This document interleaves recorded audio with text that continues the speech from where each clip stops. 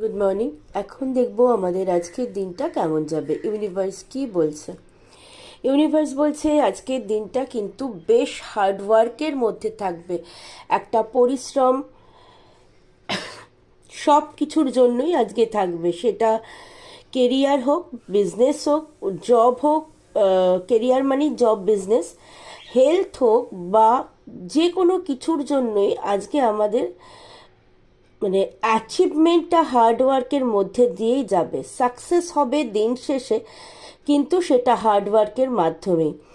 আমাদের লক্ষ্য স্থির রেখে ইউনিভার্স বলছে আমরা এতটাই এফোর্ট দিতে হবে যে আমরা হয়তো হতাশা হয়ে সেই কাজটাকে ছেড়ে দেব, কিন্তু ইউনিভার্স বলছে যদি হতাশা হয়ে না ছেড়ে দিয়ে ডেডিকেশন রেখে, মানে আমি করবই এরকম মনকে শক্ত রেখে যদি লক্ষ্য স্থির রেখে হার্ডওয়ার্ক করতে পারো, তাহলে দিন শেষে গিয়ে কিন্তু সাকসেস তোমার।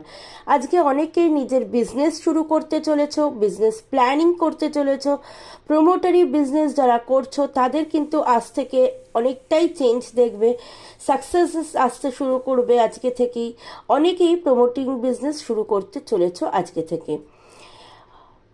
অনেকেরই আজকে রিলেশনশিপে কমিটমেন্ট পাওয়ার সম্ভাবনা আছে। যারা নো কন্ট্যাক্ট সিচুয়েশনে আছো, হয়তো পার্টনার তোমাকে আজকে কল মেসেজ করবে, এরকম কিছু প্ল্যান আজকে করার সম্ভাবনা আছে।